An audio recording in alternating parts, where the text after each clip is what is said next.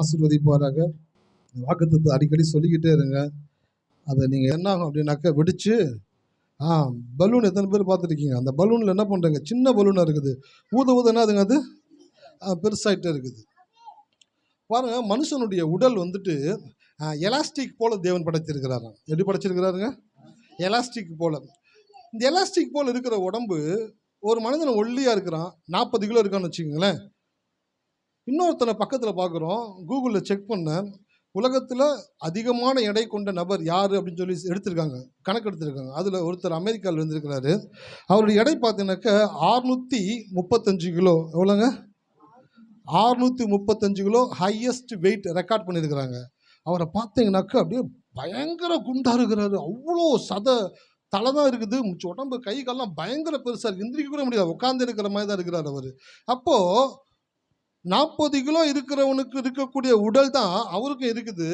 ஆனால் அந்த உடலில் கொழுப்புகள் சேர சேர சேர என்ன ஆகுதுங்க? உடல் பெருசாகிக்கிட்டே போய்கிட்டே இருக்குது. அப்போது 40 கிலோவுக்கும் ஒரு உடல் தான், 635 கிலோவுக்கும் அந்த ஒரு உடல் தான் பெருசாகிக்கிட்டே போகுது. எவ்வளோ பெருசாகணுமோ அவ்வளோ பெருசாகிக்கிட்டே இருக்குதான். அதே போல் தான் பலூன் பார்த்தீங்கன்னா சின்னதாக இருக்கும், ஊத ஊத பெருசாகிக்கிட்டே இருக்கும். அதே போல் தான் வாக்கு தத்தங்களும். அந்த வாக்கு தத்தங்களை காற்று இல்லாத பலூன் மாதிரி பார்த்தீங்கன்னாக்க அது வெறும் பைபிள் இருக்கக்கூடிய வார்த்தையாக இருக்கும். அதை எடுத்து ஊத ஊத ஊத ஊத ஊத என்ன உனக்கு அது பெரிதாகி கொண்டே இருக்கும். ஒரு நாள் மிக பெரிதாய் மாறும் பொழுது மற்றவருடைய கண்கள் அதன் மேல் படக்கூடிய விதத்தில் அதை தேவன் உயர்த்தக்கூடியவராக இருக்கிறார். ஹல்லேலூயா. அப்போ வாக்கு தத்தம்ன்றது என்னன்னாக்க நீங்கள் ஊத ஊத பெருசாகிக்கிட்டே இருக்கும். சில பேர் அப்படியே வச்சுருக்கீங்க. போன வருஷத்தில் வாக்கு தத்துவம் என்ன பண்ணீங்கன்னாக்கா வச்சுருக்கீங்க, பத்திரமா வச்சுருக்கீங்க, பைபிள் இருக்கியா பாருங்கயா அப்படின்னு அட்டை எடுத்து காட்டுறாங்க. வாக்கு தத்துவம் வந்துட்டு கொடுக்குற அட்டை எதுக்குனாக்க நம்ம பார்த்து ஒவ்வொரு நாளும் அதை என்ன பண்ணணும்னாக்க சொல்ல சொல்ல சொல்ல அதற்கு நீங்கள் உயிர் கொடுக்குறீங்க, அதை ஊதி பெரிதாக்கி கொண்டு இருக்கிறீங்க.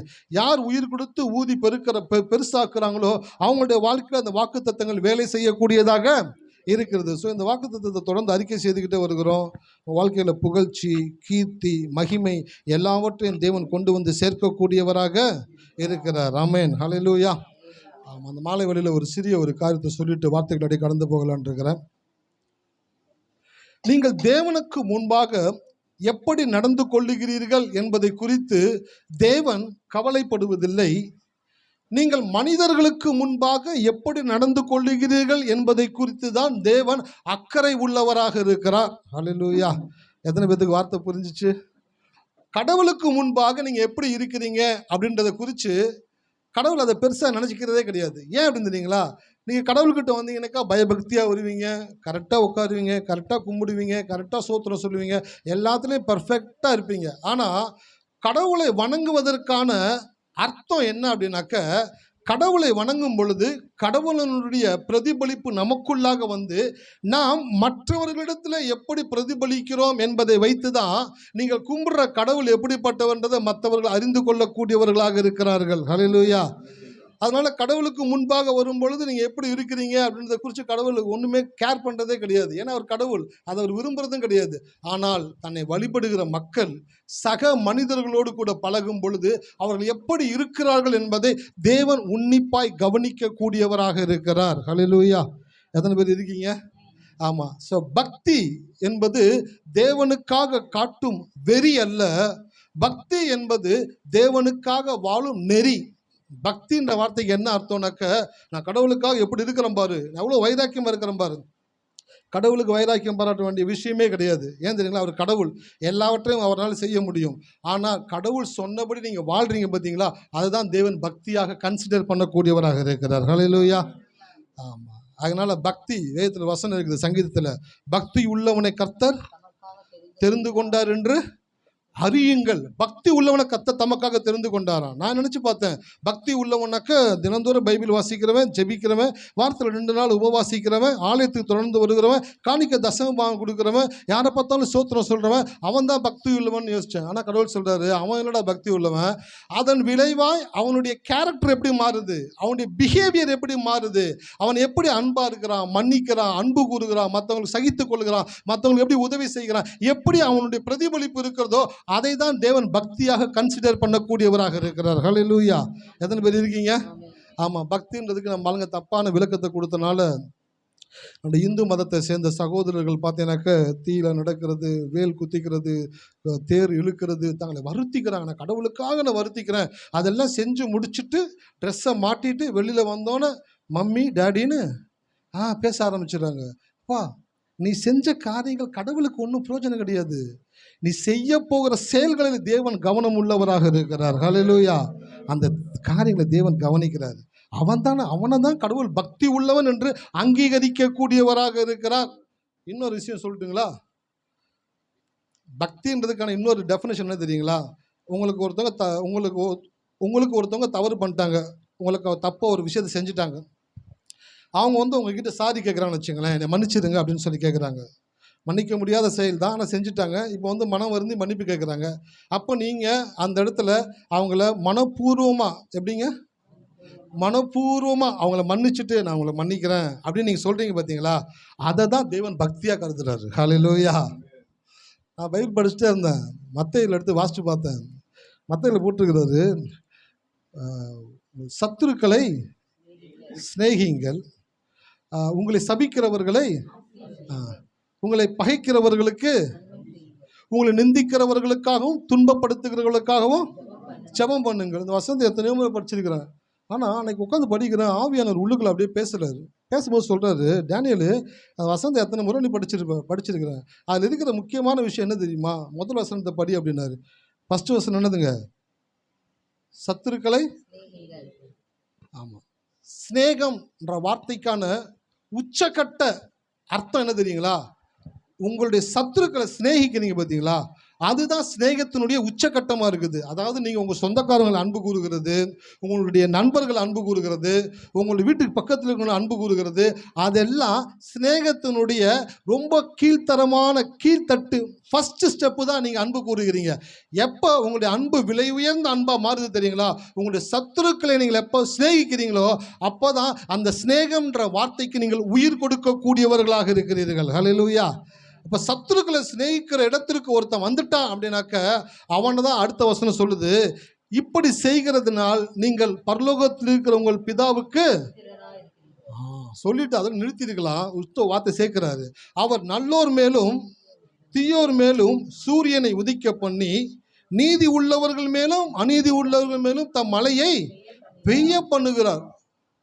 கடவுள் எப்படிப்பட்டவர் இருக்கிறார் பாருங்களேன். கடவுளே இல்லைன்னு ஒருத்தன் சொல்லிக்கிட்டு இருக்கான், அவனுக்கும் சூரிய ஒளியை கொடுக்குறாரு. கடவுள் யாரு, எங்க இருக்காரு, வர சொல்லு பார்க்கலாம் அப்படின்னு கத்துறான், அவனுக்கும் கடவுள் மழையை கொடுக்குறாரு. அந்த கடவுளுடைய அன்பு எவ்வளோ பெரிய அன்பா இருக்கு பாருங்க. ஹல்லேலூயா. அவ தொடர்ந்து கடவுளுக்குள்ள வளர வளர வளர உங்களுடைய பக்தியினுடைய வெளிப்பாடு, உங்களுடைய கேரக்டர் சேஞ்ச், உங்களுடைய பிஹேவியர் சேஞ்ச் எப்போ வருதோ அப்போ தான் நீங்கள் உண்மையான பக்திக்குள்ளே வந்துக்கிட்டு இருக்கீங்கன்னு அர்த்தம். ஒரு குழந்தைய கொண்டு போயிட்டு கிண்டர் கார்டனில் சேர்க்குறீங்க. கிண்டர் கார்டனில் போயிட்டு அப்புறம் LKG, pre-KG, LKG, UKG, first standard, 12th standard, college முடித்து அந்த குழந்தை வேலைக்கு போகும் பொழுது தன் வாழ்நாள் முழுவதும் படித்த படிப்பினுடைய பிரதிபலிப்பை வெளியிலே காட்டும் பொழுது தான் அந்த குழந்தைக்கு அங்கீகாரம் கிடைத்து நல்ல வேலை கிடைத்து நல்ல வருமானம் கிடைக்குது. ஆமாவா இல்லைங்களா? ஸோ படித்த காரியங்களை வெளியில் கொண்டு போய் பிரதிபலிக்கும் பொழுது தான் அங்கீகாரம் கிடைக்குதுனாக்க, சின்ன வயசுலேருந்தே நம்ம கோயிலுக்கு வருகிறோம், சின்ன வயசுலேருந்தே சபைக்கு வருகிறோம், சின்ன வயசுலேருந்தே செய்தி கேட்குறோம், கடவுளுடைய வார்த்தையை படிக்கிறோம், எல்லாம் செஞ்சு செஞ்சு செஞ்சு கூட 5 வருஷம் 10 வருஷம் 5 வருஷம் 20 வருஷம் ஆகி கூட நம்மளுடைய கேரக்டர், நம்மளுடைய பிஹேவியர் மாறலை அப்படின்னாக்க நம்ம என்ன பண்ணல? சரியா சொல்லுங்களேன், படிக்கலைன்னு அர்த்தம்.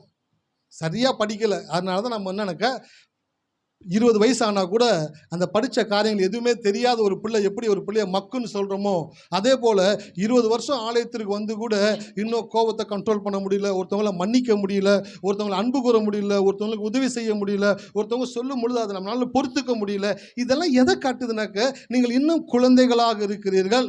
அதான் பவுல் எழுதுகிறாரு, நீங்கள் பலமான ஆகாரத்தை அல்ல பாலை உண்ணத்தக்கவர்களானீர்கள். இன்னும் உங்களுக்கு பால் பாட்டில் எடுத்துருந்தா சுத்த வேண்டியதான் இருக்குது. சூர்யா சகோதரி குழந்தை வச்சுருக்காங்க, எங்கே போனாலும் ஃபஸ்ட்டு பால் பாட்டில் எடுத்துடுறாங்க. அந்த குழந்தை அழுதோன்னே பால் குத்தணும்.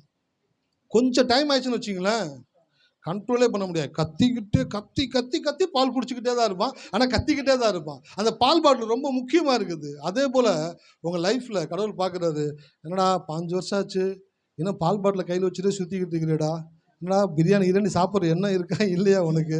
இல்லை ஆண்டவரே, அந்த பால் பாட்டிலே போதும் ஆண்டவரே, எடுத்து தான் நான் அப்பப்போ பால் குடிச்சுக்கிறேன். அப்படி ஆட்களை கொண்டு தேவன் பெரிய காரியங்களை செய்ய முடியாது. ஹல்லேலூயா. உங்களுக்காக தேவன் பெரிய திட்டங்களை வைத்திருக்கிறார். இந்த வருஷத்தில் உங்களை கொண்டு கர்த்தர் பெரிய காரியங்களை செய்ய போகிறாரு.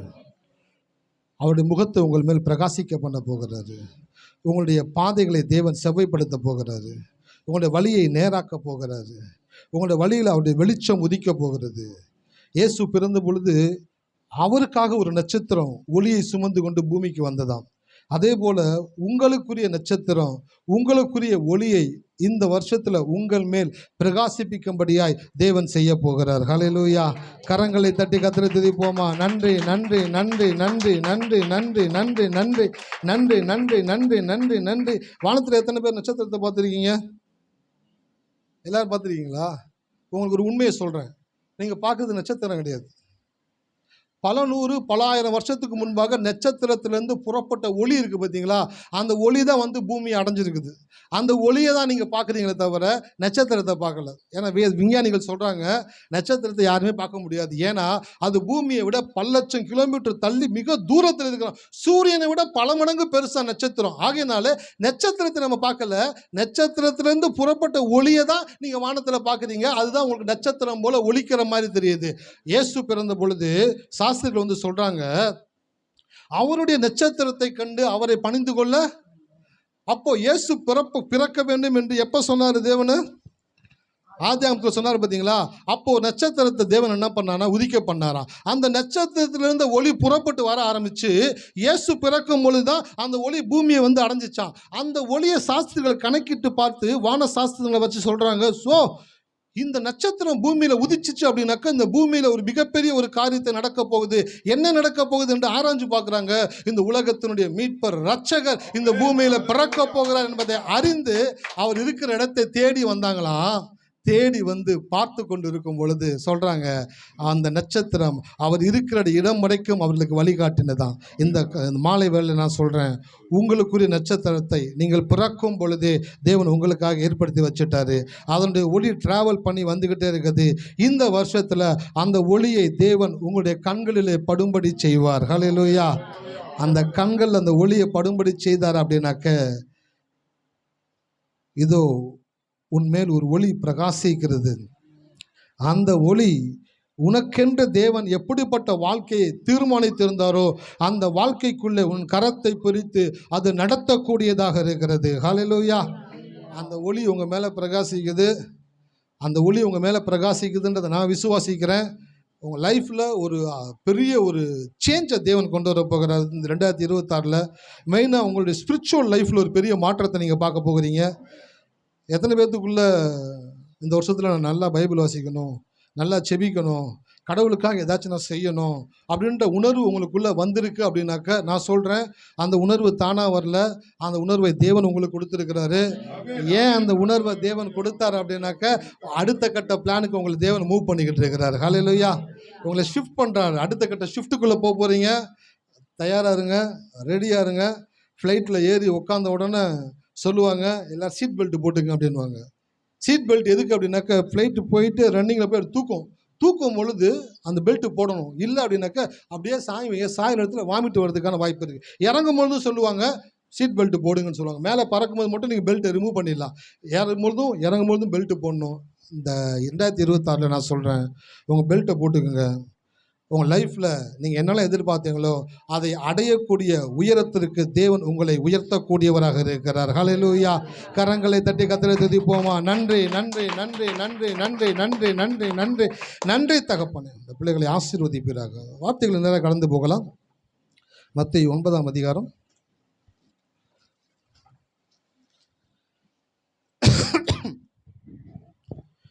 17வது வசனத்தை வாசிக்க கேட்போம். புது திராட்சரசத்தை பல துருத்திகளை வார்த்து வைக்கிறது இல்லை. வார்த்து வைத்தால் துருத்திகள் கிழிந்து போம், ரசமும் சிந்தி போம், துருத்திகளும் கெட்டு போம். புது ரசத்தை புது துருத்திகளில் வார்த்து வைப்பார்கள், அப்பொழுது இரண்டும் பத்திரப்பட்டு இருக்கும் என்றார். ஆமென். ஹல்லேலூயா. இந்த வசனத்தில் கடைசி பகுதியை மட்டும் நான் பிக்கப் பண்ணுறேன். புது ரசத்தை புது துருத்திகளில் வார்த்து வைப்பார்கள், அப்பொழுது இரண்டும் பத்திரப்பட்டு இருக்கும். அதுக்கு மேலே இருக்கிறதுல சொல்றாரு, புது ரசத்தை பல துருத்திகளில் வார்த்து வைக்கிறது இல்லை, வார்த்து வைத்தால் துருத்திகள் கிழிந்து போகும், ரசமும் சிந்திப்போம், துருத்திகளும் கெட்டு போகும். என்ன சொல்ல வர்றார் இயேசு இந்த இடத்துல? அன்றைக்கு இருந்த நாட்களில் இந்த துருத்தின்றது என்னன்னாக்கா, இன்றைக்கு எத்தனை பேர் வாட்டர் பாட்டில் யூஸ் பண்ணுறீங்களா எடுத்துன்னு போகும்போது? ஃபஸ்ட்லாம் வாட்டர் பேக்கெட் விற்பாங்க, ₹1 வாங்குவோம். இப்போ வாட்டர் பேக்கெட் வருதான்னு தெரியல, ஸ்டாப் பண்ணிட்டாங்க நினைக்கிறேன். வாட்டர் கேன் தான் ₹5. ஸோ வாட்டர் கேன் டக்குன்னு ஈஸியாக வாங்கிடும். அன்னைக்கு ட்ராவல் பண்ணும்போது என்ன பண்ணுவாங்கனாக்கா, வலிக்கு தேவையான எண்ணெய், வலிக்கு தேவையான தண்ணி, வலிக்கு தேவையான திராட்சை ரசம், இது மூன்றையும் என்ன பண்ணுவாங்கனாக்க, துருத்தி அப்படின்னாக்கா ஆட்டினுடைய தோலை கட் பண்ணி அதை பதப்படுத்தி அதை நரம்பு, ஆட்டினுடைய நரம்பு சொல்கிறாங்க பார்த்தீங்களா, நரம்பெல்லாம் எடுத்து அந்த நரம்பில் அப்படியே தப்பாங்களாம், தச்சு அதை பதப்படுத்தி ஒரு லீக்கு கூட இல்லாத அளவுக்கு அதை செக் பண்ணிடுவாங்களாம். செக் பண்ணி பார்த்த பிற்பாடு அதுக்கு மேலே ஒரு சின்ன கயிறு மாதிரி கட்டுற மாதிரி முடிச்சு போட்டுருவாங்க. முடிச்சு போட்டுட்டு அதுக்குள்ளே என்ன பண்ணுவாங்கனாக்கா, தண்ணி ஊற்றுவாங்க, ஆயில் ஊற்றுவாங்க, ரசத்தை ஊற்றுவாங்க, என்னென்ன லிக்யூட் ஐட்டம் இருக்குதோ அந்த லிக்யூட் ஐட்டத்தை ஃபுல்லாக அதுக்குள்ளே ஊற்றி பல நாட்கள் ட்ராவல் போகிறவங்க அது என்ன பண்ணுவாங்க, ஒட்டகங்களில் கழுதைகளில் கட்டி என்ன பண்ணுவாங்கன்னா அதை எடுத்துக்கொண்டு போவாங்களாம். அப்படி எடுத்துக்கொண்டு போகும் பொழுது எண்ணெயை தண்ணியை ஊற்றுறதுனால பெருசாக ஒன்றும் பாதிப்பு வந்துடாதான். இந்த திராட்சை ரசத்தை பழைய துருத்தி அப்படின்னாக்கா, பழைய ஆட்டுத்தோல் என்ன ஆயிருக்குனாக்கா, பதப்படுத்தப்பட்ட ஆட்டுத்தோல் ரசத்தை ஊற்றி ஊற்றி ஊற்றி என்ன ஆயிருக்குனாக்கா அது ஒரு ஃபார்மில் இருக்குமா.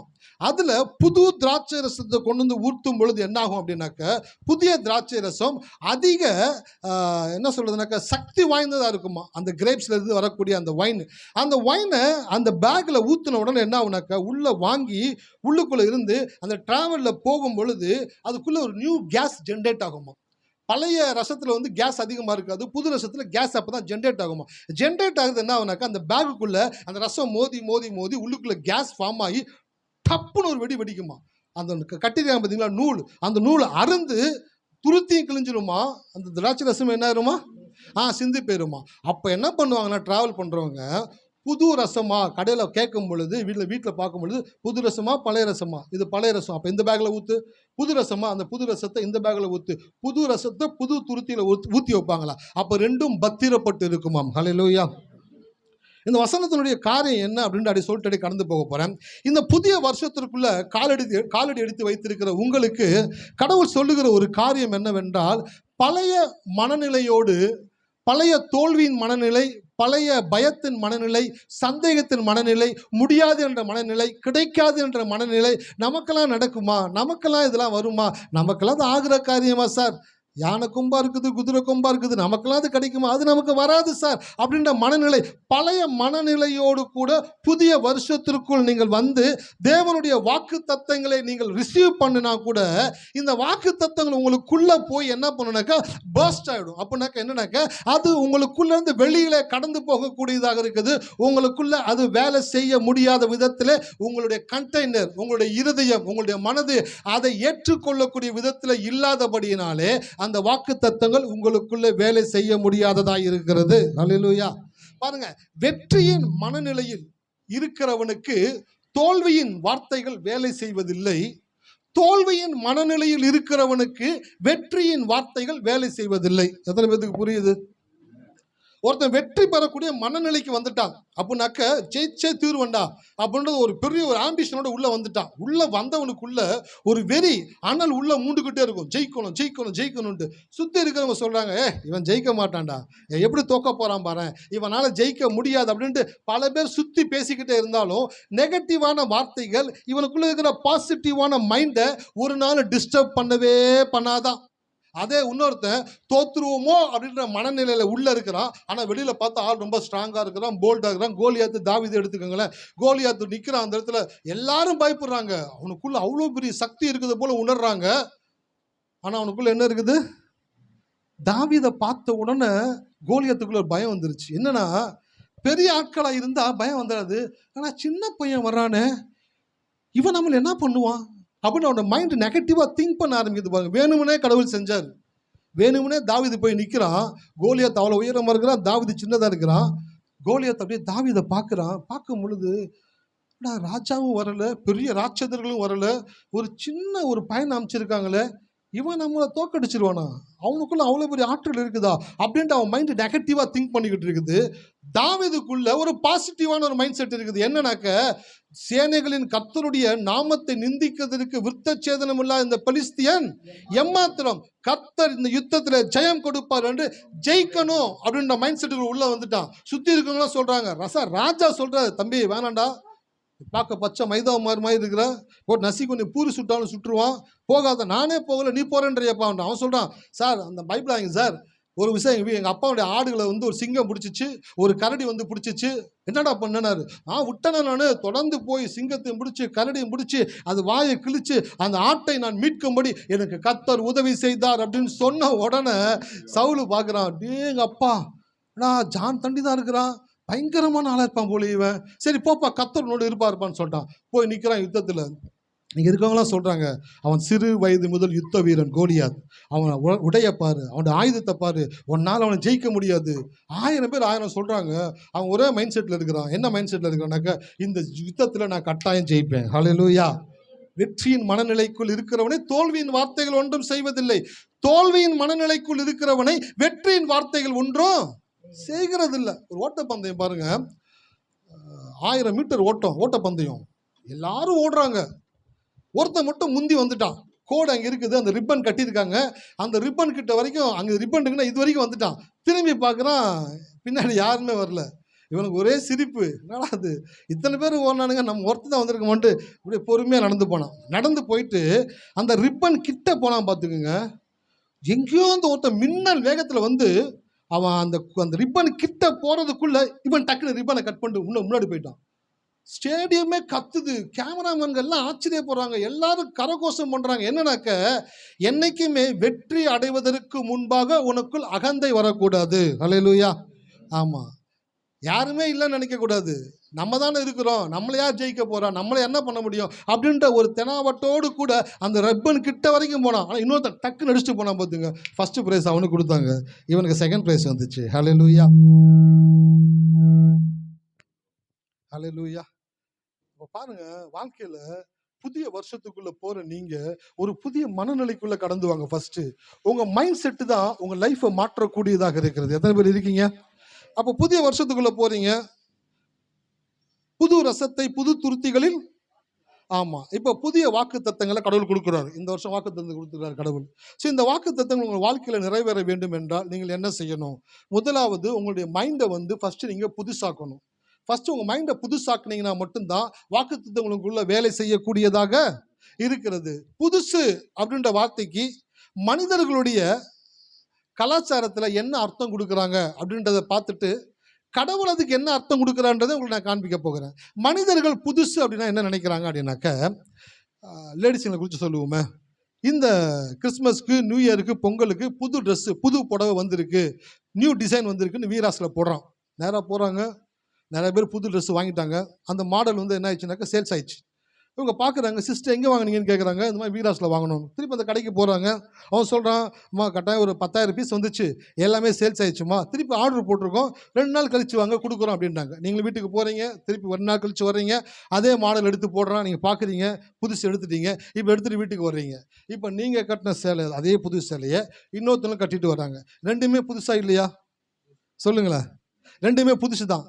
ஆனால் உங்கள் பார்வையில் இதுவும் புதுசு அதுவும் புதுசு. ஆனால் கடவுளுடைய பார்வையில் என்ன தெரியுங்களா? ஃபர்ஸ்ட் வாங்கினாங்க பார்த்தீங்களா, அதுதான் புதுசு. ரெண்டாவது நீங்கள் வாங்கினீங்க பார்த்தீங்களா, அது புதுசு கிடையாது. அதே போல இன்னொரு சேலை. ஏன் அப்படின்னாக்க, எது ஃபர்ஸ்ட் வருதோ அதுதான் நியூ. ஹல்லேலூயா. எத்தனை பேருக்கு புரியுது? கடவுள் எதோ புதுசுன்னு சொல்றாரு அப்படின்னாக்க, இதுக்கு முன்னாடி இருந்த காரியத்தையே கடவுள் செஞ்சார் அப்படின்னாக்க அது புதுசு கிடையாது. இதுவரைக்கும் செய்யாத ஒரு விஷயத்தை கடவுள் எப்ப செய்கிறாரோ அதை தான் தேவன் புதிது என்று அங்கீகரிக்க கூடியவராக இருக்கிறார். அப்போ உங்க லைஃப்ல இதுக்கு முன்னாடி வரைக்கும் நடந்த காரியங்களை விட்டுருங்க. இந்த புதிய வருஷத்துல நீங்கள் தேவனை நோக்கி புதிதான காரியத்தோடு அவர் எதிர்பார்த்துருங்க. எப்படி அவர் செய்வார்? செங்கடல் அதுக்கு முன்னாடி பிரிஞ்சிருக்கா? எல்லாரும் செங்கடல்ல வந்துட்டு கப்பல்ல, போட்ல, படகுல நீந்தி அப்படிதான் கடந்து போயிருக்கிறாங்க. ஆனால் முதல்ல புதுசா ஒரு காரியத்தை கடவுள் பண்றாரு. என்ன பண்றாருனாக்க, செங்கடலை பிரித்து தன் ஜனங்களை நடத்தி கொண்டு போகிறார். அதுக்கப்புறம் எத்தனை முறை கடல் பிரிஞ்சாலும், யோர்தான் பிரிஞ்சாலும் ஃபர்ஸ்ட் எதுதான்? செங்கடல் பிரிஞ்சது தான். அப்போ கடவுளுடைய கான்செப்ட் என்னன்னாக்க, உங்கள் கான்செப்ட் புதுசாக ஒருத்தவங்க வச்சுருக்காங்க, அதே போல் ஒன்று வாங்கினா அது புதுசுன்றது உங்கள் கான்செப்ட். கடவுளுடைய மைண்ட் செட் என்ன தெரியுங்களா? இது வரைக்கும் யாருக்குமே நடக்காத ஒன்று உங்களுக்கு அவர் செய்கிறார் பார்த்தீங்களா, அதை தான் தேவன் புதுசுன்னு சொல்லக்கூடியவராக இருக்கிறார். ஹல்லேலூயா. அப்போ கடவுள்கிட்ட இந்த புதிய வருஷத்தில் ஒரு புதிய மனநிலையோடு கூட புதிய காரியத்தை தேவனிடத்தில் எதிர்பாருங்கள். இதுவரைக்கும் நடக்காத விஷயங்களை உங்களுடைய வாழ்க்கையில தேவன் செய்ய வேண்டும் என்று விரும்புகிறார். ஹல்லேலூயா. ஏசாயா தீர்க்கதரிசி எழுதுகிறாரு, இதோ ஒரு கன்னிகை ஒரு குமாரனை பெறுவாள். இந்த இதோ அப்படின்ற வார்த்தை பைபிளில் எங்கெல்லாம் வருதோ அங்கெல்லாம் என்னன்னாக்க, கடவுள் இதுக்கு முன்பு செய்யாததை முதல் தடவையாக இந்த உலகத்தில் செய்ய போகிறார். அப்படின்னாக்க இதோ அப்படின்ற வார்த்தை அந்த இடத்துல கொண்டு வருவார். ஆங்கிலத்தில் பிஹோல்ட் அப்படின்னு வருது. இதோ ஒரு கன்னிகை, அதுக்கு முன்பாக வரைக்கும் எந்த ஒரு கன்னிகை கர்ப்பம் தரித்து பிள்ளை பட்டடுகளை ஃபர்ஸ்ட் டைமாக தேவன் இந்த உலகத்தில் ஒரு விஷயத்தை கொண்டு வரப்போகிறார் என்பதை ஏசாயா டிக்ளேர் பண்ணக்கூடியவராக இருந்தாராம்.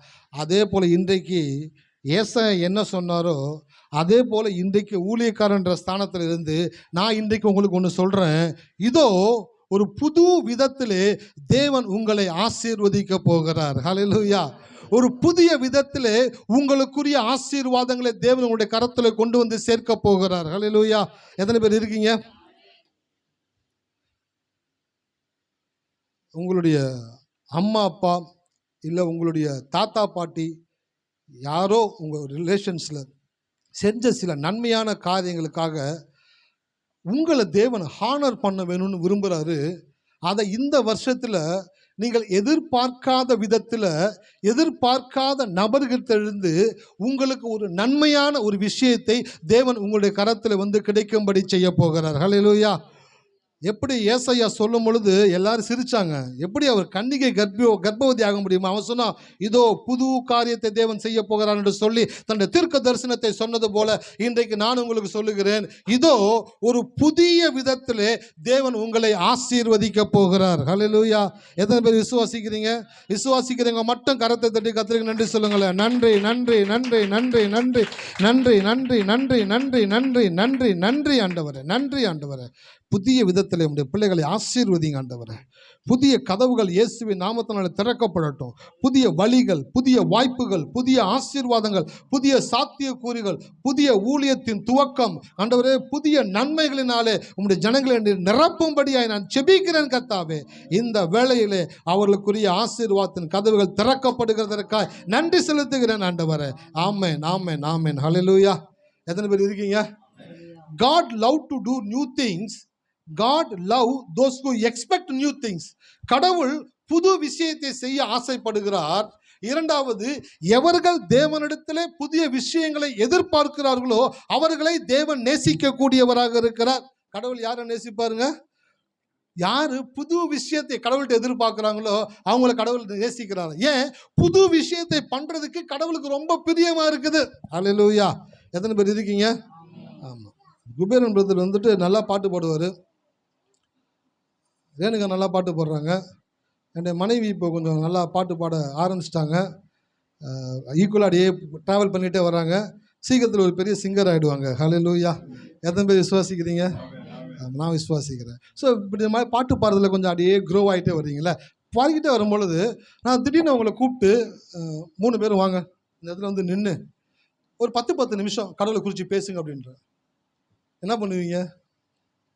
சார் ஒரு பாட்டு சொல்லுங்க, பாடுறோம், ஆனால் பேசுறதுக்கு மட்டும் எங்ககிட்ட சொல்லாதீங்க. எங்களுக்கு ஒரு மாதிரி வேர்க்க ஆரம்பிக்குது. நாங்கள் என்ன பேச போகிறோம், என்ன செய்ய போகிறோம், ஒரு பதட்டம் உங்களுக்குள்ள வருமா வராதா? சொல்லுங்களேன். கட்டாயமாக வரும். என்ன பண்ண போகிறோமோ தெரியல. ஆனால் பாட்டு பாடுங்கன்னு சொன்னோன்னே கொடுங்கய்யா. 10 நிமிஷம் பண்ணால் போதுமா, இல்லை ஒரு 1/2 hour டிஃபன் மட்டும் போதுமா, லஞ்சு சேர்த்து முடிச்சிருவா அப்படின்ற மாதிரி. ஐயா 10 நிமிஷம் போகணுமா, ஒரு 1/2 hour பாடலாமா? சிஸ்டர் ஒரு பாட்டு பாடுங்க, ஒரு 1/2 மணி நேரம் கடவுள் குறித்து பேசுங்க சிஸ்டர். என்ன ஐயா டக்கு இந்த மாதிரி சொல்லிட்டீங்க? ஐயா பிரசங்கம் வராதுயா, பாட்டு வேணால் நாங்கள் பாடுறோம்யா. அப்போது உங்களுக்கு பிடிச்ச விஷயத்த செய்யுங்கன்னு சொல்லும்போது உங்களுக்குள்ள என்ன வருதுங்க? உற்சாகம் வந்துடுது. உங்களுக்கு தெரியாத விஷயங்களை பண்ணுங்கன்னு சொல்லும்போது உங்களுக்குள்ள என்ன வருது? ஒரு விதமான சோர்வு உங்களுக்குள்ள வந்துடுது. கடவுளுக்கு எது நம்ம உற்சாகமா இருக்கும்? புது விஷயத்தை பண்றதுக்கு கடவுளுக்கு ரொம்ப உற்சாகமா இருக்குமா? யாரு புது விஷயத்தை கடவுள்கிட்ட எதிர்பார்க்குறாங்களோ அவங்கள கடவுளுக்கு ரொம்ப பிடிக்குமா? ஹல்லேலூயா. எத்தனை பேர் இருக்கீங்க? ஆமா, நல்லா பாட்டு பாடக்கூடியவங்க அந்த இருந்து உட்கார்ந்துருக்கிறாங்க. யாருக்குமே பாட்டு கொடுக்கல. எப்படி இருக்கும் அந்த இடத்துல? அப்படியே துடிப்பாங்க. ஐயோ கொடுத்துட மாட்டாங்களா? ஒரு ஒரு சரணமாச்சும் பாடுறதுக்கு வாய்ப்பு கிடைக்க மாட்டாங்களா? ஏன் வரும், கொடுத்துட மாட்டாங்களான்னு ஒரு ஏக்கம் இருக்கும்ல.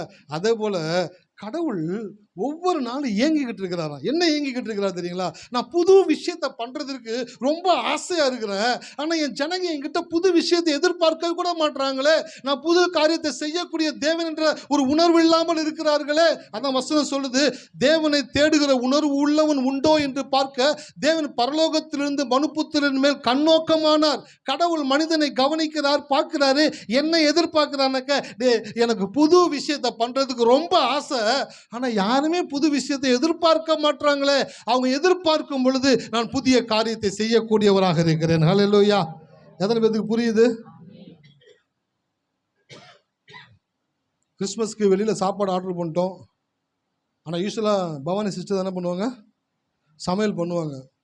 வெளியில் கொடுத்த உடனே நான் சொன்னேன் அண்ணன்ட்ட, ஆனால் எல்லாரும் கிறிஸ்மஸ் ஒர்ஷிப் பண்ணணும், எல்லாரும் மகிழ்ச்சியாக இருக்கணும். நீங்கள் சிஸ்டருக்கு ஒர்க்கு கொடுத்தீங்கன்னாக்கா அவங்க பண்ணுறதுல டயர்டாகிட்டு சோர்வாயிட்டு அவங்களும் வந்து உட்காந்து கடவுளை ஆராதிக்கணும், செய்தி கேட்கணும், என்ஜாய் பண்ணணும். ஸோ வெளியில் கொடுத்துடலாம் அப்படின்னு வெளியில் கொடுத்துட்டோம். செஞ்சான். கடவுள் பார்வனை வச்சு செஞ்சாரான். அதே போல் அவன் வச்சு செஞ்சுட்டான். கறியாக போட்டு கிரேவியை கொடுக்காம விட்டுட்டான். சிஸ்டர் ஒரு மாதிரி இருந்தாங்க. நான் பண்ணியிருந்தேனாக்கா கிரேவி பண்ணியிருப்பேன், எல்லாத்தையும் அசத்தியிருப்பேன், சூப்பராக பண்ணியிருப்பேன். கரெக்டாக சூப்பராக பண்ணக்கூடிய ஆள் தான். மிச்சம் எடுப்போம் நம்ம ஒவ்வொரு வருஷமும். இந்த வருஷம் பத்தலை, கிரேவி போய் ஹைதராபாத் பிரியாணியில் எக்ஸ்ட்ரா வாங்க வேண்டிய சூழ்நிலை உண்டாகி போச்சு. அப்போது அவங்களுக்குள்ள ஒரு எதிர்பார்ப்பு என்னன்னாக்கா, என்கிட்ட கொடுத்துருந்தாங்கனாக்கா சிறப்பாக பண்ணியிருப்பேன், என்கிட்ட கொடுக்காம போயிட்டாங்க பத்தியா அப்படின்ற ஒரு வருத்தம் இருக்குல்ல. அதே போல் கடவுளுக்குள்ள ஒரு பெரிய வருத்தம். இந்த நாளில் உங்ககிட்ட கடவுள் பேசுகிறாரு, எனக்குள்ள உன்னை குறித்த ஒரு வருத்தம் இருக்குடா. என்ன ஆண்டவரே, நான் புதிய காரியத்தை செய்ய ஆசையாக இருக்கிறேன். ஆனால் என்கிட்ட புதிய காரியத்தை யாருமே எதிர்பார்க்க மாட்றாங்களே. யார் புதிய காரியத்தை எதிர்பார்க்குறாங்களோ அவங்க மனசு மாறுதோ அவங்க லைஃப்பில் தேவன் புதிய காரியங்களை செய்யக்கூடியவராக இருக்கிறார். ஹல்லேலூயா. எத்தனை பேர் எதிர்பார்க்க போகிறீங்க? உங்கள் பிள்ளைங்க உங்கள் பள்ளியிலையும் கல்லூரியிலையும் அவங்க தான் ஃபர்ஸ்ட்டாக வர்ற மாதிரி எதிர்பாருங்க. நீங்கள் எதிர்பார்க்கும் பொழுது தேவன் உங்கள் பிள்ளைங்களை புதிய விதத்தில் தேவன் ஆசீர்வதித்து உயர்த்தக்கூடியவராக இருக்கிறார். எனக்கு தெரிஞ்ச ஒரு பையன் ஒருத்தன் 10வது வரைக்கும் ஜஸ்ட் பாஸ், எல்லாத்துலேயும் 35 தெய்வாதீரமாக டீச்சரே பார்த்து பாவம் புண்ணியம் பார்த்து பாஸ் பண்ணி விட்டார். 10வது வரைக்கும் தத்தக்க பத்துக்கன்னு பாஸ் ஆகிட்டான். 11ஆவில் போய் ஒரு ஸ்கூலில் ஜாயின் பண்ணுறான். படிக்க மாட்டான் மக்குன்னு நினச்சவங்க ஒரு லைட் அவன் மேலே அடிச்சிச்சு பாருங்க. 11ஆவதுலேருந்து ஆக்சிலேட்டர் கொடுக்க ஆரம்பித்தான் படிக்கிறதுல. படிக்க படிக்க படிக்க அவனுக்குள்ள அந்த ஆர்வம் எங்கேருந்து வந்துச்சுன்னே தெரியல. 11, 12 அடுத்து 3 வருஷம் 4 இன்ஜினியரிங் எல்லாவற்றையும் முடிக்கிறான். எல்லா வெற்றியும் முடிச்சு ஃபஸ்ட்டு வந்து கோல்டு மெடல் வாங்கினான் பாருங்க.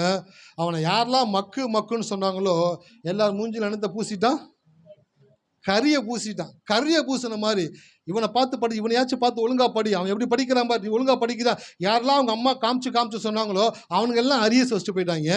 இவன் மட்டும் எல்லா இயர்லையும் ஃபர்ஸ்ட்டாக முடிச்சு கோல்டு மெடலோடு கூட வெளியே வந்தானா. ஹல்லேலூயா. உலகத்தானுக்கு கடவுள் ஒரு நன்மையை செய்ய முடியும் என்றால் உங்களுக்கு அவர் செய்ய மாட்டான்னு நினைக்கிறீங்களா? சார் உங்களுக்கு புதிய விதத்தில் செய்வார் சார். திடீர்னு உங்கள் பிள்ளைங்க ஆக்சிலேட்டர் எடுத்து படிக்க ஆரம்பிச்சிருவாங்க. கீழ்ப்படியாத பிள்ளைங்க திடீர்னு ஆக்சிலேட்டர் எடுத்து கீழ்ப்படிய ஆரம்பிச்சிருவாங்க. சரியாக போகாத வேலை திடீர்னு ஆக்சிலேட்டர் எடுத்து சிறப்பாக போக ஆரம்பிச்சிடும். ஊழியம் ஒரு மாதிரி போய்கிட்டு இருக்கு, இத்தனை வருஷம் ஆகியும் பெருசாக ஒரு எக்ஸ்பேண்ட் ஆகாமல் இருக்குது அப்படின்னு நினச்சிக்கிட்டே இருப்பீங்க. ஆனால் திடீர்னு தேவன் எக்ஸ்பேண்ட் பண்ணுவார். இந்த வருஷத்தில் பல கிளை சபைகளை திறக்கும்படியாக தேவன் கிருபையை பாராட்டுவார். ஹல்லேலூயா. எத்தனை பேர் விசுவாசிக்கிறீங்க? இப்போ கடவுள் சொல்றாரு, புதிய காரியத்தை எதிர்பாருங்க, எனக்கு அதான் பிடிக்கும், எனக்கு பிடிச்சதை செய்யறதுக்கு வாய்ப்பு கொடுங்க அப்படின்னு சொல்லி தேவன் உங்களிடத்துல கேட்கிறார். இந்த புதிய வருஷத்துல உங்ககிட்ட கடவுள் ரிக்வெஸ்ட் ஒன்று வைக்கிறாரு. என்னன்னாக்க, என்கிட்ட புதிய காரியத்தை எதிர்பாருங்க, எனக்கு அதை செய்யறதுக்கு ரொம்ப பிடிக்கும். செங்கடலை பிரிக்கிறது எனக்கு ரொம்ப பிடிக்கும். வானத்திலிருந்து மண்ணாவை கொண்டு வரது எனக்கு ரொம்ப பிடிக்கும். கண்மலையிலிருந்து தண்ணீரை கொண்டு வரது எனக்கு ரொம்ப பிடிக்கும். மாறாமின் தண்ணீரை மதுரமாய் மாற்றுவது எனக்கு ரொம்ப பிடிக்கும். இதுவரை நடக்காத விஷயங்களை செய்கிறதுல தேவன் ஆர்வம் உள்ளவராக இருக்கிறார். இந்த வருஷத்துல உங்களுடைய தலைகளை உயர்த்தி எங்கெல்லாம் உங்கள் தலை குனிஞ்சிச்சோ அங்கெல்லாம் உங்கள் தலையை உயர்த்தி உங்களை ஆசீர்வதித்து புதிய விதத்தில் உங்களை தேவன் உயர்த்தக்கூடியவராக இருக்கிறார். ஹல்லேலூயா. எத்தனை பேர் விசுவாசிக்கிறீங்க? ஆமாம். நான் தொடர்ந்து ஞாயிற்றுக்கிழமை மாலை வேளையில் இங்கே பிரசங்கம் பண்ணிக்கிட்டு இருக்கிறேன். இந்த வருஷத்தில் கடவுள் நிறைய இடங்களுக்கு என்னை கொண்டு போகிறாரு. நிறைய பெரிய பெரிய காரியங்களை செய்வதற்கான அபிஷேகத்தை தேவன் கொடுத்திருக்கிறாரு. அதான் செய்தி எடுத்துன்னு வந்திருக்கிறேன். எவர்கள் புது மனது உடையவர்களாக இருக்கிறார்களோ அவர்கள் மேல் தேவன் புது அபிஷேகத்தை ஊற்றக்கூடியவராக இருக்கிறார். இந்த மாலை வேளையில் நீங்கள் வந்தது நல்லது. நீங்கள் போகும் பொழுது ஒரு புதிய அபிஷேகத்தோடு கடந்து போகிறீர்கள். ஹல்லேலூயா. ஒரு புதிய அபிஷேகத்தை கர்த்தர் உங்கள் மேலே ஊற்ற போகிறாரு. குண்டா சட்டிக்குள்ள குதிரை ஓட்டின கதெல்லாம் தாண்டி போயிட்டு உங்களை வெளியில கொண்டு வந்து தேவன் நீங்கள் யார் என்பதை இந்த உலகம் அறியும்படியாய் தேவன் செய்யக்கூடியவராக இருக்கிறார். ஹல்லேலூயா. புதிய காரியத்தை செய்ய போகிறாரு. விசுவாசிக்கிறவங்களுக்கு நான் சொல்றேன், உங்க லைஃப்ல ஒரு புதிய விதத்துல தேவன் உங்கள் தலையை உயர்த்த போகிறாரு. சாம்பி செல்லத்தர் என்ற ஊழியக்காரர் அமெரிக்க தேசத்தில் பைபிள் காலேஜ் படிக்கிறதுக்காக கடந்து போனாராம். அங்கே படிச்சுக்கிட்டு இருந்தாராம். அவனோட ஃப்ரெண்டு வீட்டுக்கு போயிருக்கிறாரு. அந்த பையன் அவன் ஒரு சிடி வச்சுருந்துருக்கிறான், ஒரு ஊழியக்காரோடைய சிடி. அந்த சிடியை என்ன பண்ணியிருக்கிறாரு, வாங்கி போட்டு கேட்டிருக்கிறாரு. கேட்டால் ரோமர் அதிகாரத்துலேருந்து அந்த ஊழியக்காரர் பேசியிருக்கிறாராம். போனவர் கேட்குறாரு ஒரு நாள் ஃபுல்லாக கேட்டுக்கிட்டு இருக்கிறாரு. இன்பம் ஆயிடுச்சான். அவன் ஃப்ரெண்டுக்கு சொன்னானா, டேய் என் லைஃப்பில் நீ பண்ண மிகப்பெரிய நன்மை என்னன்னாக்கா இந்த சீடியை கொடுத்தது தான்டா பெரிய நன்மைன்ட்டு. அதுக்கப்புறம் அந்த லீவு நாட்களில் வெளியே எங்கேயும் போகலையா, உட்காந்து சீடியை போட்டு போட்டு போட்டு போட்டு கேட்டு கேட்டு கேட்டு அவர் மனசு அப்படியே புதுசாயிருச்சான். புதுசானவர் அவங்க அப்பா ஏதோ வலுக்கட்டாமல் அமைச்சிருக்கிறார் போல, பைபிள் காலேஜ் படிச்சுட்டு போப்பா ஊழியத்துக்கு உதவியாக இருக்குன்ட்டு போனவர் ஏதோ படிச்சிருக்கிறாரு. ஆனால் எப்போ அந்த ரோமர் சீடி அந்த ஊழியக்காரர் பேசுனதை போட்டு கேட்டாரோ, கேட்ட உடனே அவருடைய மைண்ட் அப்படியே புதுசாயிருச்சான். சே, ஊழியம் எவ்வளோ மேன்மையான ஒரு விஷயம். தேவனுக்காய் செய்கிற காரியங்கள், பரலோகத்தில் எனக்கான மேன்மையான இடத்தை தேவன் வைத்திருக்கிறார் என்பதை இந்த உலகத்தில் செய்கிற ஊழியம் அதுக்கு சாட்சியாக இருக்கக்கூடியது என்றால் இந்த ஊழியத்திற்காக என் வாழ்நாளை நான் அர்ப்பணிக்கிறேன் என்று சொல்லி ஜெபிச்சு அந்த செய்தி கேட்டுட்டு இருந்திருக்கிறாராம். ஒரு பெண்கள் கூட்டம், ஒரு 10 பெண்கள் உட்கார்ந்துருக்கிறாங்க. அங்கே ஒருத்தர் வந்தவர் என்ன பண்ணாரு, இந்த சாம் செல்லத்தர் ஐயா பார்த்துருக்கிறாரு. ஷாம் நீ ப்ரீச் பண்ணுவேன்னு கேட்டிருக்கிறாரு. அவர் சொல்லிக்கிறாரு, சரி நான் பண்ணுவேன் அப்படின்னு சொல்லிக்கிறார். தூக்கி வண்டியில் உட்காரச்சு கூட்டு போயிட்டாரான் காரில். பேச பண்ணிட்டாரான். அங்கே போய் ஒரு 10 லேடிஸ்களுக்கு முன்பாக லேடிஸ் மீட்டிங்கில் அந்த ரோமர் அதிகாரத்தை என்ன கேட்டாரோ அது பிரசங்கிச்சிருக்கிறாரு. பிரசங்கிச்சிட உடனே அங்கே இருந்த ஒருத்தர், அவர் பெரிய ஒரு பிஸ்னஸ் மேன் போல், அவர்கிட்ட இவ்வளோ சூப்பராக அந்த பையன் பிரசங்கிக்கிறான்னு சொல்லி அவர் என்ன பண்ணிட்டாங்கன்னா நிறைய இடத்துல போயிட்டு இவருக்கு என்ன பண்ணிட்டாங்கன்னா புக்கிங் போட்டு கொடுத்துட்டாரு. ஷாம் இந்த லீவ் நாளில் ஒரு நாள் மிஸ் பண்ணக்கூடாது.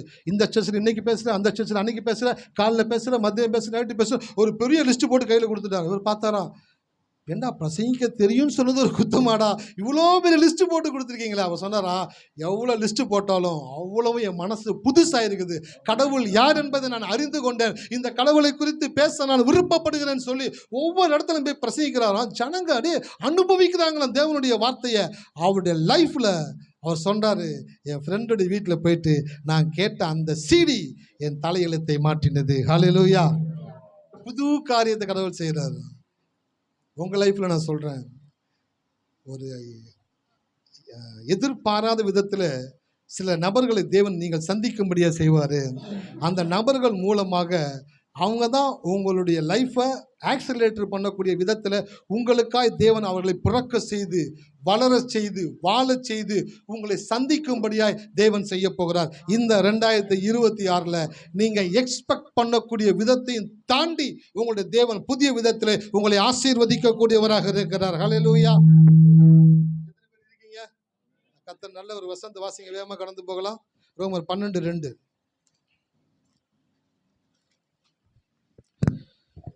நம்பிக்கையிலே சந்தோஷமாயிருங்கள், உபத்திரத்திலே பொறுமையாயிருங்கள். ரோமர் 12:2. நீங்கள் இந்த பிரபஞ்சத்திற்கு ஒத்த வேஷம் தெரியாமல் தேவனுடைய நன்மையும் பிரியமும் பரிபூர்ணமான சித்தம் என்னதென்று பகுத்தறியத்தக்கதாக உங்கள் மனம் புதிதாகிறதுனாலே மறுரூபமாகுங்கள். பாருங்க, மனம் புதிதாகிறதுனாலே.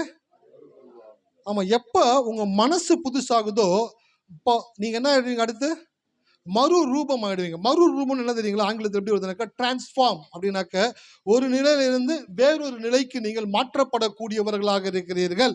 ஹல்லேலூயா. எத்தனை பேர் இருக்கீங்க? ஒரு நிலையிலிருந்து இன்னொரு நிலைக்கு. நான் ஃபஸ்ட்டு பார்த்தீங்கன்னாக்கா ரொம்ப குண்டாக இருப்பேன். சார் இப்போயும் குண்டாக தான் இருக்கிறீங்க யாரோ சொல்கிறீங்க. ஃபஸ்ட்டு ரொம்ப குண்டாக இருப்பேன். அப்புறம் திடீர்னு உடல்நிலை ஒரு மாதிரி சரியில்லாதபடினால ரொம்ப ஒல்லி ஆயிட்டேன். 100 கிலோ கிட்ட இருந்து கிட்டத்தட்ட ஒரு 58 கிலோ கிட்ட இறங்கிட்டேன். 50% வெயிட் லாஸ் பண்ணிட்டேன். நான் குண்டா இருக்கும்பொழுது என் ஃப்ரெண்டு ஒருத்தனை பார்ப்பேன்.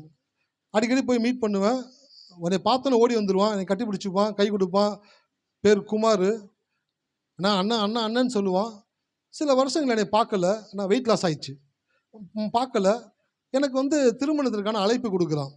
அப்போனாக்கா ஃபோனில் சொல்கிறான், பதிவு வைக்க முடியல, கோச்சிக்காதீங்கண்ணே, நீ நான் கல்யாணத்துக்கு வந்துடணும். சார் நான் வந்துடுறேன்டா அப்படின்னு சொல்லிட்டேன். நான் கல்யாணத்துக்கு போகிறேன். நான் ஃபஸ்ட்டு குண்டா அந்த மாதிரி பார்த்தான். நான் ஒல்லி அண்ணன் அடையாளம் தெரியல. நான் உட்காந்துருக்கிறேன், பொண்ணு மாப்பிள்ளை வர்றாங்க. அப்போ தான் மேடைக்கு போகிறாங்க. நான் பக்கத்துக்கு முன்னாடி கை காட்டுறேன். என்னை பார்த்துட்டு அப்படியே போகிறான். என்னை பார்த்தா வந்து கை கொடுக்குறவன், கட்டி பிடிக்கிறவன் பார்த்துட்டு அப்படியே போகிறான். பக்கத்தில் இருக்கவங்க பார்க்குறாங்க, நான் தெரியுமா தெரியாதா, சாப்பாட்டுக்கு வந்துட்டாங்க பார்த்து திருப்பணும்னு சொன்னேன் அப்படின்னு சொன்ன ஒரு மாதிரி எனக்கு ஒரு மாதிரி ஷை ஆயிடுச்சு. என்னடா இது, கை காட்டுறேன் கண்டுக்கிறான் போகிறான்னு மேடையில் போய் நிற்கிறேன், கை காட்டுறேன், அப்பயே என்னை பார்க்குறான், அடையாளம் தெரிய விட்டுட்டான். சேர்ந்து கிஃப்ட் கொடுக்கலான்ட்டு மேலே போயிட்டோம். மேலே போன கூட இருந்தவர் சொன்னார், எல்லாம் கை கொடுத்து பேசும்போது வாங்க வாங்க சொன்னேன். என்னை பார்த்து நிறைய யோசிச்சுட்டு இருந்தானா. பக்கத்தில் சொன்னார், யார் தெரிஞ்சுலாம் கேட்டார். இல்லை எங்கேயோ பார்த்த மாதிரி இருக்கு, எனக்கு சரியாக அடையாளம் தெரியலன்னு. நான் அப்படியே சிரிச்சுட்டு என்னென்ன, ஏங்க டேனியலுடைய தம்பிங்க அவர். டேனியல் சார் தம்பியா நீங்கள்? கை கை சார், என்ன சார் அண்ணன் வரலையா அப்படின்னு. நான் அப்படியே பக்கத்தில் இருக்கிறத பார்த்தேன். ஏங்க சும்மா இருக்க மாட்டீங்களா, ஏங்க இவர் தாங்க டேனியல். அண்ணா இன்னொன்று இந்த மாதிரி இருக்கீங்க, மேடை நின்று கத்துறா, இன்னொன்று இந்த மாதிரி ஆகிட்டீங்க, எப்படி இருந்தீங்கன்னா இந்த மாதிரி ஆகி போட்டிங்களாண்ணா, ஓ அடையாளத்தில் அளவுக்கு மாறி இருக்கீங்களாண்ணே, என்னன்னாச்சு ஏதாச்சுண்ணா? பதட்டப்படாதா நீ மாப்பிள்ளை மேடையில் நில்லு, கல்யாணம் முடிஞ்சு அதுக்கப்புறம் நம்ம ஃப்ரீயாக நம்ம பேசிக்கலாம் அப்படின்னு சொல்லிட்டு வந்துட்டு கீழே உட்காந்துட்டேன். என்னை ஃபஸ்ட்டு பார்த்ததுக்கும் செகண்டு பார்த்ததுக்கும் அவனுக்கு என்ன தெரியல, டிரான்ஸ்ஃபார்ம் ஆகிட்டேன். அப்போ கடவுள் சொல்கிறாரு, உங்கள் மனம் புதிதாகிறதுனாலே மறுரூபமாகுங்கள். மனசு புதுசாகணும். மனசு எப்படி புதுசாகணும்? மனசு எப்படி புதுசாக்க முடியும்? பழையன கழிதலும் புதியன புகுதலும். போகினாக்கா பழசை போட்டு எரிக்கிறது, பொங்கல்னாக்கா வெள்ளை அடிச்சு பொங்கல் வச்சு சாப்பிட்றது. அப்போ போகினாக்கா பழசை கழிச்சிடுறது, பொங்கல்னாக்கா புதிய லைஃபுக்குள்ள நம்ம கடந்து போகிறது. பழையன கழிதலும் புதியன புகுதலும், இதுதான் புதுசு அப்படின்றாங்க. அப்போ உங்கள் மனம் புதிதாகிறதுனால, சார் மனசு எப்படி சார் புதுசாக்க முடியும்? அதுக்கு ஏதாச்சும் இருக்குதா? ஃபேஸை வந்து ஒயிட் ஆகணும் அப்படின்னாக்கா நிறைய மாய்ஸ்சரைசர் போடுறாங்க, க்ரீம் போடுறாங்க, மாற்றிக்கிறாங்க. இப்போ முடி எனக்கு இப்படி இருக்குது, நான் கர்லிங்காக மாற்றணும் அப்படின்னாக்கா கடையில் போனாக்கா கர்லிங் பண்ணி விட்றாங்க, முடி அப்படியே ஜக்கு நிற்குது. தினகரோட முடியை பார்க்கும்போது நல்லா அப்படியே ஒரு மாதிரி இருக்குது. ரச்சனோட முடியை பார்த்தாலும் சூப்பராக இருக்குது. ஸோ இந்த மாதிரி முடி எனக்கு வேணும் அப்படின்னாக்கா நான் போய் கடையில் கொடுத்தேன்னா என்ன பண்ணிடுறாங்க, மாற்றி ட்ரிம் பண்ணி ஒரு மாதிரி கர்லிங்காக மாற்றி விட்டுறாங்க. ஸோ எல்லாவற்றையும் மாற்றுறதற்கு ஏதோ ஒரு பொருள் இருக்குது. மனசை மாற்றுறதுக்கு என்ன பொருள் இருக்குது? மனசை எதனால மாற்ற முடியும் அப்படின்னாக்க, உங்கள் மனதை தேவனுடைய வார்த்தையை கொண்டு மாத்திரமே புதிதாக்க முடியும். ஹல்லேலூயா. புதுசாக்குறதுன்னா என்ன சொன்னேன் நான்? ஆல்ரெடி இருக்கிறத போல ஒன்று வந்துச்சுனாக்கா அது புதுசு கிடையாது. இது வரைக்கும் இல்லாத ஒன்று புதுசாக வருது பார்த்தீங்களா, அதுதான் கடவுளுடைய பார்வையில் புதுசுன்னு கடவுள் அங்கீகரிக்கக்கூடியவராக இருக்குது. அப்போ கடவுள் சொல்றாரு, உங்கள் மனம் புதிதாகிறதுனாலே. இப்போ உங்கள் மனசு புதுசாகணுமா? எப்படி புதுசாகணும் சார்? வேதத்தில் நிறைய நன்மைகளை கடவுள் செஞ்சிருக்கிறாரு, ஓகே சார். நிறைய பேருக்கு இந்த உலகத்தில் செஞ்சுக்கிட்டு இருக்கிறாரு, ஓகே சார். ஆனால் இதெல்லாம் தாண்டி என் லைஃப்பில் கடவுள் புதிய வழிகளிலே என்னை தேவன் ஆசீர்வதிக்கக்கூடியவராக, என்னை சுகமாக்கக்கூடியவராக, என் தலையை உயர்த்தக்கூடியவராக, என் வாழ்க்கையை மெருகேற்றக்கூடியவராக என் தேவனால் முடியும் என்று சொல்லி உங்கள் மைண்டில் எப்போ நீங்கள் புதுசாக திங்க் பண்ணுறீங்களோ அப்போ தான் நீங்கள் மறுரூபத்திற்குள் கடந்து வரக்கூடியவர்களாக இருக்கிறீர்கள். ஹல்லேலூயா. எத்தனை பேர் இருக்கீங்க? உங்கள் மனம் புதிதாகணும். என்ன புதுசாகணும்? பைபிளில் யாருக்கெல்லாம் செஞ்சிருக்கிறார் பார்த்தீங்களா, அதன்படி கேட்காதீங்க, கடவுளுக்கு பிடிக்கவே பிடிக்காது. அதான் செஞ்சுட்டேன் இல்லடா, வேற ஏதாச்சும் கேளு. சாலமோன் கடவுள் கேட்குறாரு, உனக்கு என்ன வேணும் அப்படின்னு சொல்லி கேட்குறாரு. நிறைய பேர் நிறைய விஷயம் கேட்டாங்க.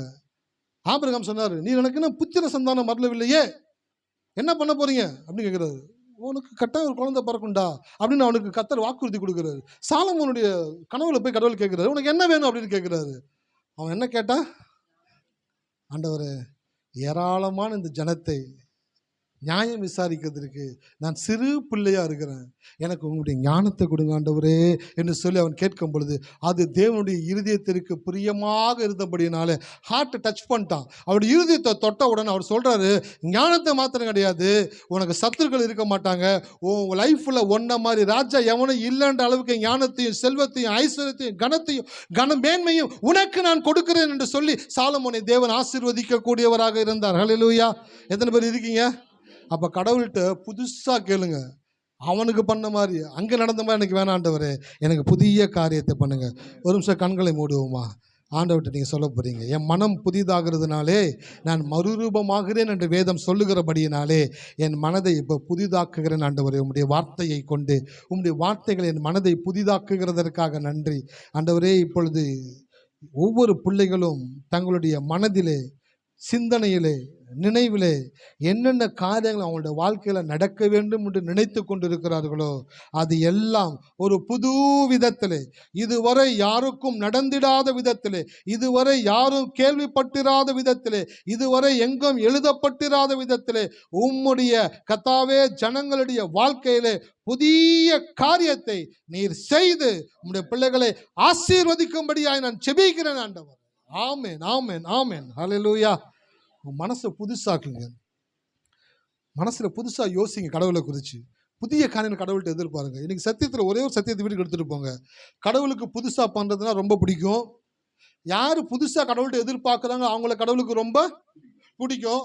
ஆகையினால உங்கள் லைஃப்பில் நடக்க வேண்டிய விஷயங்களை புதிய விதத்தில் கடவுள்கிட்ட எதிர்பாருங்க. அப்போனாக்க இதுவரை நடந்தாத விஷயத்தில் என் வாழ்க்கையில் நீங்கள் நடத்தி காட்டுங்க ஆண்டவரே என்று நீங்கள் சொன்னீங்கன்னாக்க உங்கள் லைஃப்பில் நீங்கள் எவ்வளவு தாண்டி வந்திருந்தாலும் கடவுள் சொல்லுவார், இன்னும் உங்களுக்கான ஒரு ஓட்டத்தை தேவன் வைத்திருக்கிறார். ஹல்லேலூயா. உங்களுக்கான ஒரு பெரிய லைஃபை தேவன் வைத்திருக்கிறாரு. ஒரு வசனத்தை வேகமாக வாசிங்க, கடந்து போகலாம். நன்றி ஆண்டவர். மார்க் 4ஆம் அதிகாரத்தை எடுத்துக்கொள்ளுங்க.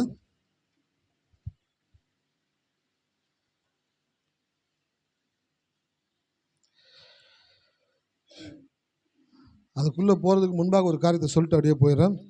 தேவனுடைய வாக்குத்தத்தங்கள் தேவனுடைய புதிய செயல்களுக்கான செயலி. செயலி அப்படின்னா எத்தனை பேருக்கு தெரியும்? செயலின்ற வார்த்தைக்கு அர்த்தம் தெரியுங்களா? ஆமாம், ஆப். ஆப்புன்ற வார்த்தைக்கு தமிழ் வார்த்தை வந்து செயலி அப்படின்னு அர்த்தம். அப்படின்னாக்க ஒரு ஆப், ஒரு வண்டி புக் பண்ணணும் அப்படின்னாக்க ஒரு ஆப்பை டவுன்லோட் பண்ணுறீங்க. ஒரு ஆப்பை டவுன்லோட் பண்ணி தான் அந்த ஆப்புக்குள்ளே போய் என்ன பண்ணுறீங்க, வண்டி புக் பண்ணுறீங்க. அப்போது தேவனுடைய வாக்குத்தத்தங்கள் என்னன்னாக்கா ஒரு ஆப்பு போல் தேவனுடைய வாக்குத்தத்தங்கள் தேவனுடைய புதிய செயல்களுக்கான செயலியாக இருக்கிறது. உங்கள் லைஃப்பில் எதெல்லாம் நீங்கள் சிம்பிளிஃபை ஆக்கணும், ஈஸியாக்கணும்னு நினைக்கிறீங்களோ அதற்கான வாக்குத்தத்தங்கள்ன்ற ஆப்பை டவுன்லோட் பண்ணி அதை நீங்கள் எப்பொழுது பயன்படுத்த ஆரம்பிக்கிறீங்களோ அப்பொழுது உங்களோட வாழ்க்கை சிம்பிளிஃபை ஆகக்கூடியதாக இருக்கிறது. ஏசு என்ன சொன்னார்? வருத்தப்பட்டு நீங்கள் எல்லாரும் என்னிடத்துல நான் உங்களுக்கு ஆப் கொடுக்குறேன்னு. என்னதுங்க? இலைப்பாறுதல்ல உங்களுக்கு ஒரு ஆப் கொடுக்குறேன், அந்த ஆப்பை டவுன்லோட் பண்ணுங்க எல்லாரும் மொபைல்னு சொன்னோம். ப்ளே ஸ்டோரில் போய் டக்குன்னு அடிக்கிறீங்க, ஸ்பெல்லிங் சொல்லுங்கய்யா, செக் செக் செக் செக் டக்குன்னு ஓப்பன் பண்ணுறீங்க. ஓப்பன் பண்ண உடனே இப்போ என்ன பண்ணோம், உங்களுக்கு மொபைல் நம்பர் கொடுத்துருங்க, ஆட்டோமேட்டிக்காக உங்களுக்கு ஓடிபி வரும். சக்ஸஸ் ஆயிடுச்சுனாக்க நீங்கள் அந்த ஆப் யூஸ் பண்ண ஆரம்பிச்சிடலாம். அதே போல் ஊழியக்கான நின்று நான் சொல்கிறேன், உங்கள் லைஃப்பை சிம்பிளிஃபை ஆக்கணும். ரொம்ப காம்ப்ளிகேட்டடாக இருக்குது, ரொம்ப ஒரு ஃப்ரீயாக இல்லை வாழ்க்கை, ஈஸியாக போகணும் அப்படின்னாக்கா ரொம்ப சிம்பிள். தேவனுடைய வாக்குத்தத்தங்கள்ன்ற ஆப்பை டவுன்லோட் பண்ணுங்கள். பைபிள் எடுங்க, வசனத்தை எடுங்க, வசனத்தை ஹைலைட் பண்ணுங்கள். ஹைலைட் பண்ணிவிட்டு சொல்லுங்கள், இந்த வாக்குத்தத்தங்களின் மூலமாக தேவன் என் வாழ்க்கையில் புதிய காரியங்களை செய்யக்கூடியவராக இருக்கிறார். ஹல்லேலூயா. வாக்குத்தத்தங்கள் அப்படி பாருங்கள், ஆப்ஸ் மாதிரி பாருங்க. பார்க்க ஆரம்பிச்சுன்னு வச்சிங்களேன், ஒவ்வொரு வசனத்தை டவுன்லோட் பண்ணிக்கிட்டே இருப்பீங்க. நிறைய பேருடைய ஃபோனை வாங்கி பார்த்தா நூற்றுக்கணக்கான ஆப்ஸுகள் இருக்குது, எல்லாத்தையும் பயன்படுத்துகிறாங்க. எக்ஸசைஸ் பண்ணுறதுக்கு ஒரு ஆப்பு, ஃபேஷியல் பண்ணுறதுக்கு ஒரு ஆப்பு, குக்கிங் பண்ணுறதுக்கு ஒரு ஆப்பு, பசங்களுக்கு எப்படி ட்ரெஸ் பண்ணி விடுறதுன்னு ஒரு ஆப்பு, எந்த கலரில் ட்ரெஸ் பண்ணால் நல்லா இருக்குன்றது ஒரு ஆப்பு, எல்லாத்தையும் ஆப் வச்சுருக்குறாங்க. நான் சொல்கிறேன், அத்தனை ஆப்ஸையும் பயன்படுத்துகிறீங்களே, கடவுளுடைய இந்த வாக்குத்தத்தம் ஆப்ஸை நீங்கள் டவுன்லோட் பண்ணியிருக்கீங்களா? இதை டவுன்லோட் பண்ணி யூஸ் பண்ணி பாருங்கள். உங்கள் லைஃப்பை தேவன் சிம்பிள் ஆக்கக்கூடியவராக இருக்கிறார். ஹல்லேலூயா. எத்தனை பேர் அந்த வசனத்தை எடுத்துட்டீங்க? மார்க் 4ஆம் அதிகாரம் 36 வாசிக்க கேட்போம். அவர்கள் ஜனங்களை அனுப்பிவிட்டு அவர் படவில் இருந்தபடியே அவரை கொண்டு போனார்கள். வேற படகுகளும் அவரோடு கூட இருந்தது. அப்பொழுது பலத்த சுழல் காற்று உண்டாகி படகு நிரம்பத்தக்கதாக அலைகள் அதன் மேல் மோதிற்று. கப்பலின் பின்னணியில் அவர் தலையணை வைத்து நித்திரையாயிருந்தார். அவர்கள் அவரை எழுப்பி, போதகரே, நாங்கள் மடிந்து போகிறது உமக்கு கவலை இல்லையா என்றார்கள். அவர் எழுந்து காற்றை அதட்டி கடலை பார்த்து, இறையாதே, அமைதலாயிரு என்றார்.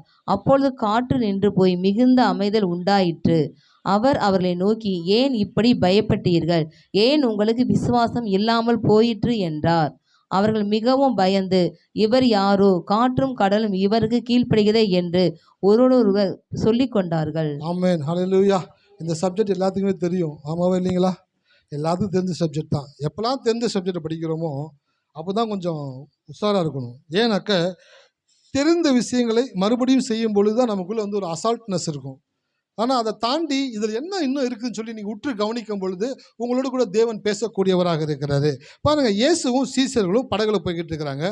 கடலில் பிரயாணம் பண்ணிக்கிட்டு இருக்காங்க. படகுல போகும் பொழுது இயேசு மினிஸ்ட்ரி பண்ணி கொஞ்சம் டயர்ட் ஆகிட்டாரு. சீசரில் தண்டு வலிச்சுக்கிட்டு இருக்கிறாங்க மாறி மாறி. இயேசு சொல்கிறாரப்பா, நான் கொஞ்சம் ரெஸ்ட் எடுத்துக்கிறேன் பண்ணுறாங்க. நீங்கள் போய் படுங்க ஜின்னு சொல்லிட்டு அவருக்கு தலையணை கொடுக்குறாங்க. தலையணை வைத்து படுத்துருக்கிறாரு. படுத்து தூங்கி கொண்டு இருக்கும் பொழுது ஒரு பெரிய காற்று ஒன்று என்ன பண்ணுதுனாக்க கடலில் வீச ஆரம்பிக்குது. காற்று கடலில் வீச ஆரம்பித்த உடனே அந்த அலைகள் எல்லாம் இன்னும் ஆக்ரோஷமாக செயல்படக்கூடியதாக இருக்குது. இப்போ காற்று வேகமாக இருக்குது, அலைகளும் வேகமாக எழும்பக்கூடியதாக இருக்குது. இந்த சீனை பார்த்த உடனே சீசர்களுக்குள்ளெல்லாம் அல்லு இல்லை. ஹல்லேலூயா. என்ன இல்லை? அல்லு இல்லை. ஏன்னா அவங்க மீனவர்கள் தான். ஆனால் இந்த வட்டம் டிஃப்ரெண்ட்டாக இருக்குது. பேய் காற்று மாதிரி அடிக்குது, கடல் இப்படி கொந்தளிக்குது. இதை நம்ம சமாளிக்க முடியுமான்னு தெரியல. இது லைஃப்பில் நம்ம இது வரைக்கும் நம்ம பார்த்ததே இல்லையே, ஒரு புது காரியமாக இருக்குது. இப்படி காற்று அடிச்சதில்லை, இப்படி கடல் பொங்குனதில்லை, என்னதான் நடக்க போகுதுன்னு தெரியன்ற ஒரு பயம் அவர்களுக்குள்ளே வர ஆரம்பிக்கிறது. ஆரம்பித்த உடனே என்ன பண்ணுறாங்க, இயேசுவை போயிட்டு என்ன பண்ணுறாங்க, என் சொந்தக்காரர் ஒருத்தர் இருக்கிறார், அவர் தூங்கும் போது யாரும் எழுப்பக்கூடாது. எழுப்புனாங்கனாக்கா என்ன பண்ணுவானாக்கா, எந்திரிச்சு ஒரே எட்டு விடுவார். விட்டானாக்கா முடிஞ்சு போச்சு. அவர் பேர் தயாளன், மதுரையில் இருக்கிறாரு.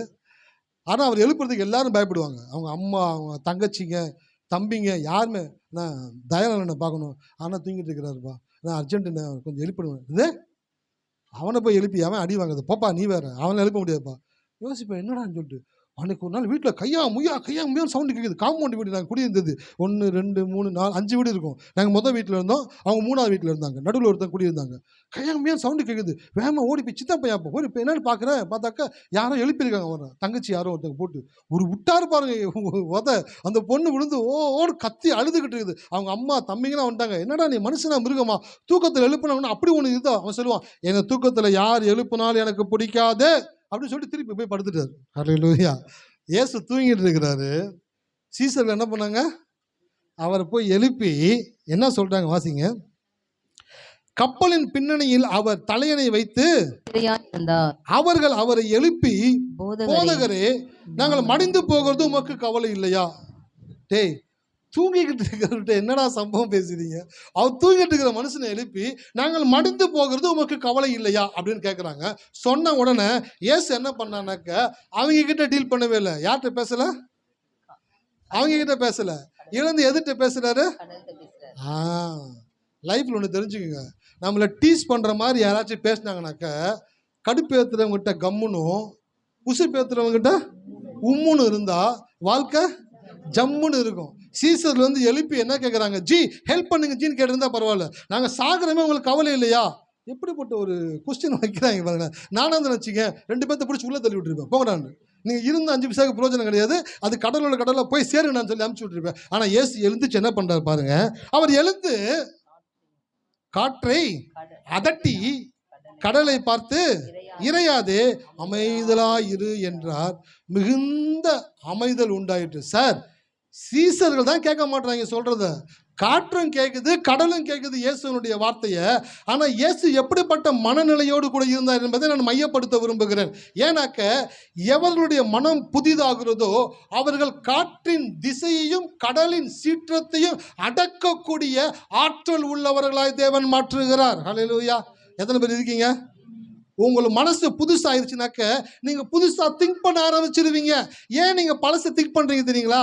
ஒரு பிரச்சனை வந்த உடனேயே, ஒரு குறைவு வந்த உடனேயே, ஒரு தேவை வந்த உடனேயே உங்கள் மனசு ஏன் அல்லோல் படுது, ஏன் பரிதவிக்குது? என்ன பண்ண போகிறோமோ, எப்படி சமாளிக்க போகிறோமோ, என்ன செய்ய போகிறோமோ, இது எப்படி மேனேஜ் பண்ண போகிறோமோன்ற ஒரு பதட்டம் வருது பார்த்தீங்களா?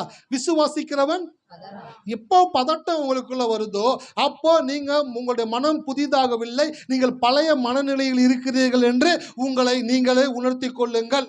எப்போ பதட்டப்படுறீங்களோ அப்போ பழைய மனநிலையில் இருக்கிறீங்க. எப்பெல்லாம் பதட்டப்படக்கூடிய சூழ்நிலைகள் வருகிறதோ அப்போ எல்லாம் நீங்கள் என்ன பண்ணணுன்னாக்க எழுந்து நின்று அந்த பிரச்சனைகளை பார்த்து நீங்கள் சொல்லணும், நான் மனம் புதிதாக்கப்பட்டவன், என் தேவன் புதிய காரியங்களை செய்யக்கூடியதில் ஆர்வம் உள்ளவராக இருக்கிறார், புதிய காரியத்தை எதிர்பார்க்கிற என் மேல் தேவன் அன்பு உள்ளவராக இருக்கிறபடினாலே இந்த பிரச்சனைகளை தேவன் புதிய விதத்திலே எனக்காக சரி செய்து கொடுப்பார். அதுதான் சார் புதிய மனசு. அதான் மனம் புதிதாகிறது.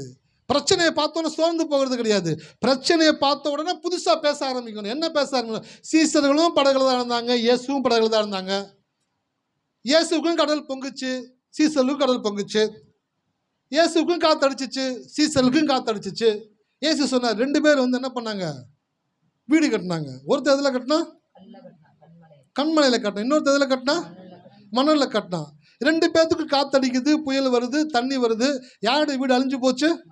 மணல் மேல் கட்டனுடைய வீடு அழிஞ்சு போச்சு. கண்மலையின் மேல் ஆழமாய் தோண்டி அஸ்திபாரம் போடப்பட்டவனுடைய வீடு நிலைத்திருந்தது. அப்படி என்றால் கடவுளை குறித்த ஒரு தெளிவான ஒரு கண்ணோட்டம், என் தேவன் என்னை ஒரு நாளும் கைவிட மாட்டார்.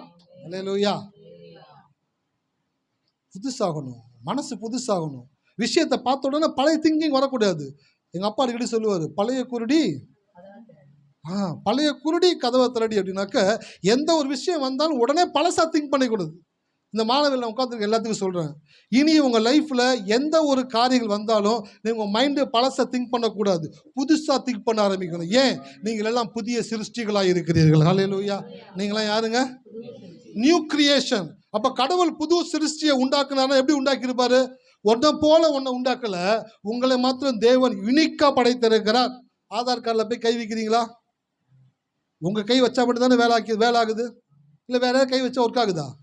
உங்கள் கை ரேகையை மட்டும், உங்களுடைய கருவிலியை மாத்திரம் தேவன் தனித்துவமாய் படைத்திருக்கிறார். ஏன் தெரியுங்களா?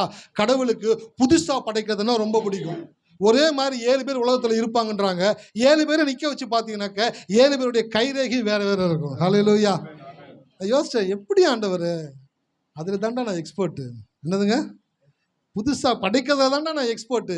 என்னை ஒருத்தன் புரிஞ்சுக்கிட்டான் அப்படின்னாக்க அவன் என்கிட்ட புதிய புதிய காரியங்களை எதிர்பார்க்க ஆரம்பிச்சிடுவான். நானும் அவனுக்கு புது புது காரியத்தை செய்ய ஆரம்பிச்சிடுவேன். அவன் லைஃபு எல்லா மக்களை காட்டிலும் விசேஷமான ஒரு லைஃபை அவன் உருவாக்கக்கூடியவனாக இருக்கிறான். ஹல்லேலூயா. எத்தனை பேர் இருக்கீங்க? இந்த மாலை வேளையில நான் சொல்கிறேன், புதுசாக எதிர்பாருங்க. சீசர்கள் பயந்தாங்க. இயேசு எந்திரிச்சிட்டு காற்றையும் கடலையும் பார்த்துட்டு, என்னடா இப்படி பொங்குது, என்ன பண்ண போகிறோம், என்ன ஐடியா வச்சுருக்கீங்களா? சார் எதுவும் ரப்பர் டயரு கீரு எதுவுமே கொண்டு வரல சார், கயிறு இல்லை சார், ஏதாச்சும் ஒன்று பண்ணுங்க சார் சொன்னோன்னே அப்படியே முழங்கால் படிக்கிட்டு இயேசு. சீனே கிடையாது, ஒரே சீன் தான். எந்திரிச்சு நின்னார்னா தலைவர் பிரச்சனையை சால்வ் பண்ணக்கூடிய வார்த்தைகள் மட்டும்தான் பேசக்கூடியவராக இருந்தார். அல்லேலூயா. எத்தனை பேர் இருக்கீங்க? உங்கள் லைஃப்பில் உங்கள் மனசு புதுசாகிடுச்சுனாக்க எந்த ஒரு காரியத்தை பார்த்தாலும் புதுசாக திங்க் பண்ண ஆரம்பிச்சிடுறீங்க. ஓ இதுவா, இதில் கடவுள் பாரு சூப்பராக பண்ண போகிறாரு. இந்த தேவையா, இதை கடவுள் அற்புதமாக சந்திப்பார்.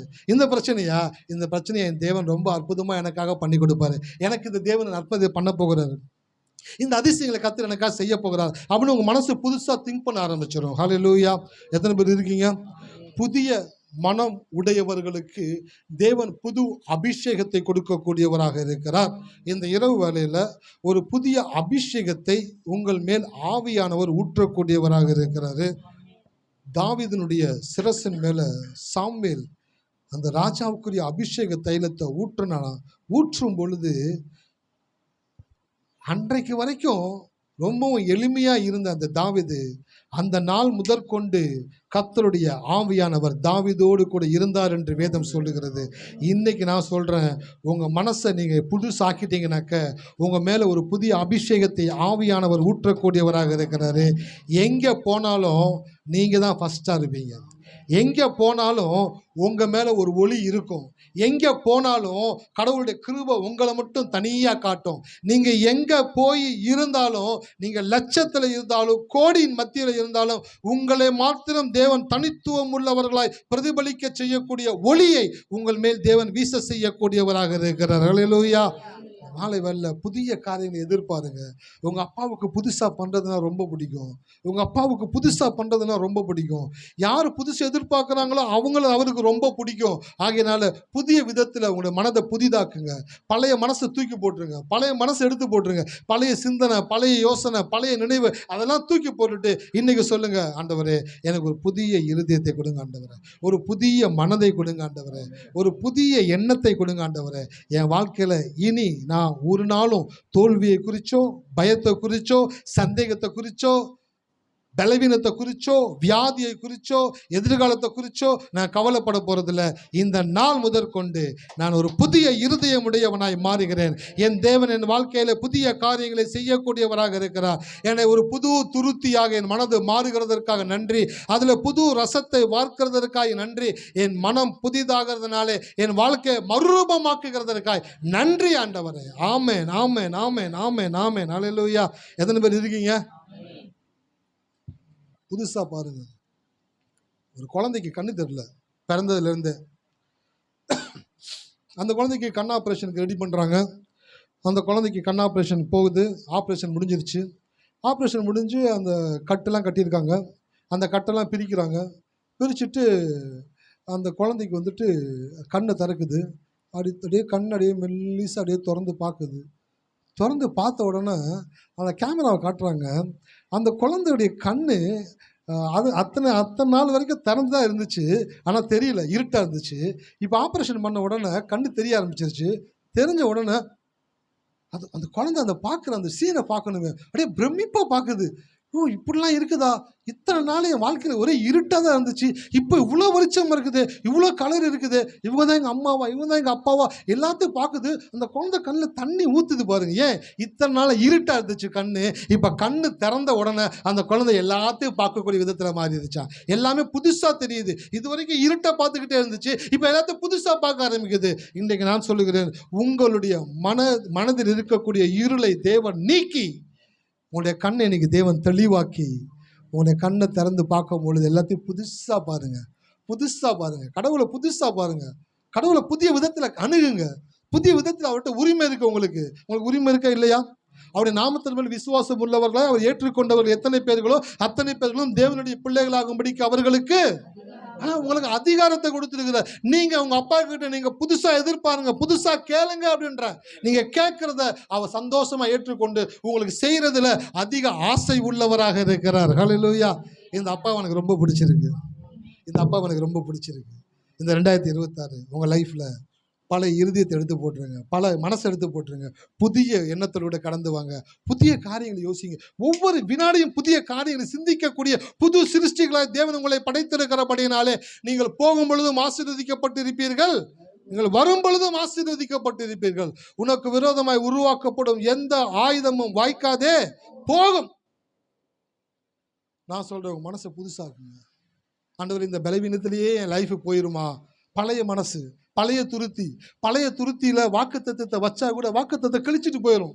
அந்த ஓட்டையில் போயிடும், வாக்குத்தத்தை நிற்காது. ஒரு பழைய படத்தில் நாகேஷ் நடந்து போவார். ரோட்டில் ஒரு 5 பைசா கிடைக்கும்.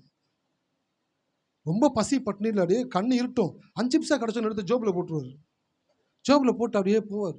உடனே திருப்பி இன்னும் 5 பைசா கிடைக்கும். அதே எடுத்து ஜோபில் போட்டுப்பார். திருப்பி அப்படியே போவார். திருப்பி 5 பைசா. எவனோ 5 பைசா போட்டே போயிருக்காங்க. எடுத்து போட்டோன்னா 15 பைசா வந்துடும். வா, இந்த ஸ்டைலாக ஹோட்டலுக்குள்ளே போயிட்டு வா சர்வர் பாப்பா, பெரிய பணக்காரன் இருப்பான். என்ன சார் வேணும்? என்ன இருக்குது ஹோட்டலில்? கடைன்னு வசிப்பான். 2 இட்லி எடுத்துகிட்டு ஒரு வடை எடுத்துகிட்டு ஒரு காஃபி எடுத்துகிட்டு எவ்வளோ? 12 பைசா சார். அப்போ கூட 3 பைசா மிச்சமாக இருக்குது. அப்படியே ஒரு தெனாவட்டாக போய் நிற்பார். போய் கையை வச்சா பை இருக்கும். பை ஓட்டை. என்னடா ஓட்டையில் போயிடுச்சு. அதே போல் நான் சொல்கிறேன், இன்றைக்கி உங்கள் மனசு புதுசாகிடுச்சுனாக்க, ஓட்டை இல்லாத மனசு தான் புதிய மனசு. அந்த ஓட்டையில் ஒரு நாள் எதுவும் அலோவ் பண்ணாதீங்க. உங்கள் மனசை புதுசாக வச்சுக்கோங்க. என் தேவன் எனக்காய் புதிய காரியங்களை செய்வார். ஹல்லேலூயா. நான் புதுசை எதிர்பார்க்குறேன். என் வாழ்க்கையில் இன்னிலிருந்து எல்லாம் புதுசாக நடக்கும். எல்லோரும் சொல்லுங்களேன், இன்னிலிருந்து என் வாழ்க்கையில் எல்லாமே புதுசா நடக்கும். ஏன்னா என் தேவன் புதிய காரியங்களை செய்வதில் ஆசையோடு இருக்கிறார். புதிய காரியத்தை எதிர்பார்க்கிறவர்கள் மேல் அவர் அன்பாயிருக்கிறார். ஆமென். ஹல்லேலூயா. எத்தனை பேர் இருக்கீங்க? இந்த வருஷம் 2026 புது புது காரியங்களை எதிர்பாருங்க. புதிய புதிய நன்மைகள் எதிர்பாருங்க. புதிய புதிய ஆசீர்வாதங்கள் எதிர்பாருங்க. காலையில் அம்மா சாட்சி சொன்னாங்க, அவங்களுடைய சகோதரன் யாருக்கும் உடம்பு சரியில்லை, ஆஸ்பத்திரியில் இருக்கிறாங்கன்னு சொல்லிட்டு, போ ஏசப்பாவை நம்பு, கர்த்தர் செய்வார். அந்த அம்மா இன்னும் பைபிள் காலேஜ் முடிக்கல, இன்னும் பைபிளே முடிக்கல. அந்த அம்மா பைபிள் படிச்சிட்டிங்களாம்மா? பைபிள் வச்சுருக்கீங்களாம்மா? பைபிள் வச்சுருக்காங்க, இன்னும் பைபிள் படிக்கலை. பைபிளே படிக்காத ஒரு அம்மா, ஆனால் பைபிள் மட்டும் வச்சிருக்கிற அம்மா, அவங்க சொல்கிற வார்த்தையை தேவன் கேட்டு புதிய விதத்தில் அவங்க லைஃப்பில் ஒரு அற்புதத்தை செய்ய முடியும்னாக்கா, நீங்களாம் எவ்வளோ பைபிள் படிக்கிறீங்க, எவ்வளோ செபிக்கிறீங்க, நீங்களாம் எவ்வளோ காரியத்தை செய்யணும். உங்களுக்கான லிஸ்ட்டு தேவன் நிறையா வச்சுருக்கிறாரு. ஹல்லேலூயா. என்னதுங்க? நீங்கள் விடுதலையாக்க போகிறவங்க நிறைய பேர் வெயிட்டிங்கில் இருக்காங்க. நீங்கள் சொல்லி சுகமாக போகிறவங்க நிறைய பேர் வெயிட்டிங்கில் இருக்கிறாங்க. உங்களால் ஆசீர்வதிக்கப்பட போகிறவங்க நிறைய பேர் வெயிட்டிங்கில் நிற்கிறாங்க. சீக்கிரம் வாங்க, சீக்கிரம் வாங்கன்னு எதிர்பார்த்து காத்து கொண்டு இருக்கிறார்கள். இயேசு இந்த பூமியில் பிறக்க வேண்டும் என்று சொல்லி அநேக தீர்க்கதரிசிகள் அழுது ஜெபித்தார்களாம். உலகத்தின் ரட்சகர் பிறக்கணும், உலகத்தின் ரட்சகர் பிறக்கணும் சொல்லி எதிர்பார்த்துக்கிட்டு இருந்தாங்களா. இயேசு பிறந்த பொழுது இதோ இருளில் இருக்கும் ஜனங்கள் பெரிய வெளிச்சத்தை கண்டார். மரண இருளின் திசைகளில் இருக்கிறவர்களுக்கு வெளிச்சம் உதித்தது. இன்றைக்கு உங்களுடைய கண்களை தேவன் திறக்கிறார். ஹல்லேலூயா. புதுசாக பாருங்கள் கடவுளை, புதுசாக உங்கள் கடவுளை பாருங்க. நீங்கள் எவ்வளோக்குள்ள புதுசாக பார்க்குறீங்களோ அதையும் தாண்டி புதிய காரியங்களை தேவனுடைய வாழ்க்கையில் செய்யக்கூடியவராக இருக்கிறார். கரங்களை தட்டி கர்த்தரை துதிப்போமா? நன்றி நன்றி நன்றி நன்றி நன்றி நன்றி ஆண்டவரே, நன்றி. செபிப்போம் கண்களை மூடி. நல்ல தகப்பனே, இந்த மாலை வேலைக்காய் நன்றி செலுத்துவோம். நீர் புதிய